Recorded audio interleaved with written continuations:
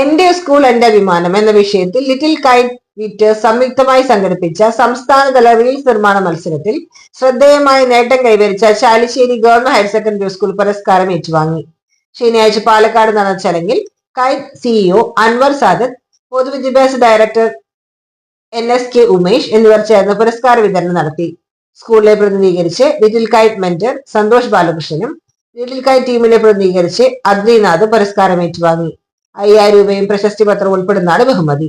വിജയത്തിനായി little KITE അംഗങ്ങളും സ്കൂളിലെ മറ്റു വിദ്യാർത്ഥികളെ സജീവ പങ്കാളിത്തം ശ്രദ്ധേയമായി.